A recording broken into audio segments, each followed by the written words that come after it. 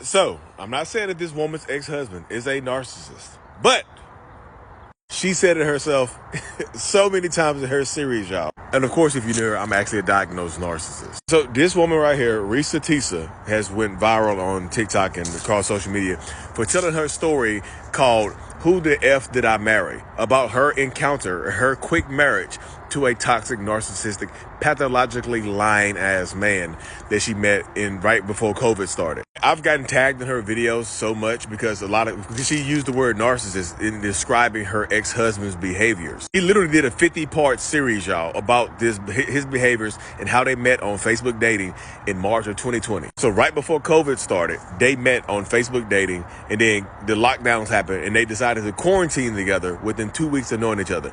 Red flag. She admits knowing that there's a red flag, but she didn't want to be in quarantine by herself. Now, narcissistic people like her ex-husband like to move very fast. So it played right into his hands. Like COVID played into the hands of a lot of toxic narcissistic people that are able to prey on people's insecurities and people not wanting to be alone, people wanting and craving affection and attention and things like that. So here, out of nowhere, here he comes like a knight in shining armor to, pay her bills, beat her for doing COVID and whatnot. But y'all, literally, she discovers that everything this man said to her was a lie. Literally I don't know if he told her the truth. The only truth he told her was his damn name.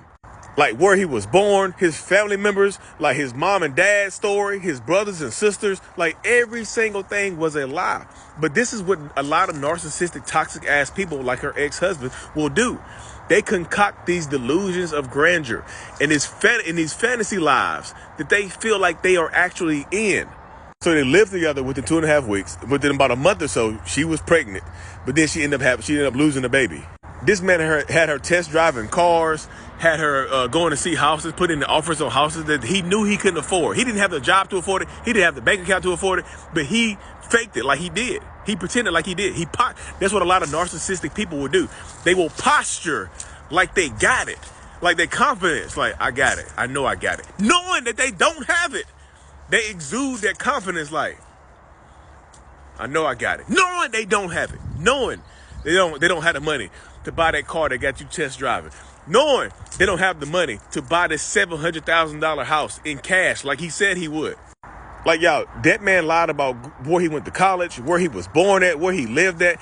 Like a lot of narcissistic people, they are pathological liars. They lie just for the sake of lying. They lie when the truth will work. And one of the main things that you can take from her story is to trust your intuition.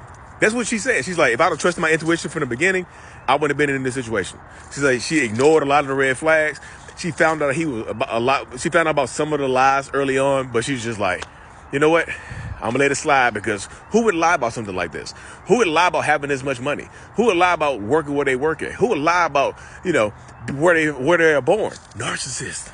Narcissistic people will lie their asses off, because lying is control. Lying is power.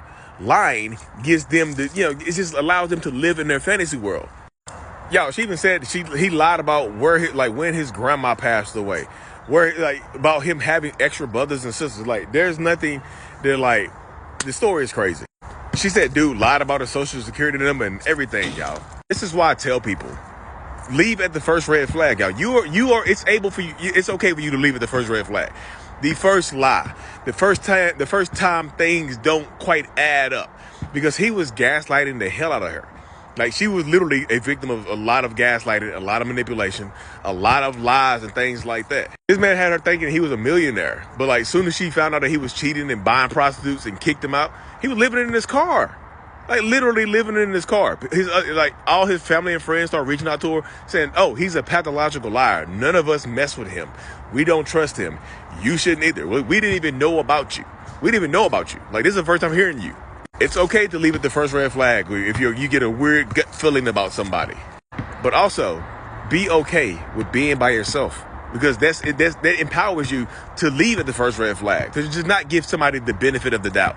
Because narcissistic people will go above and beyond to get you to believe their lies, to get you to believe their manipulation, to get you to just buy into all kinds of craziness.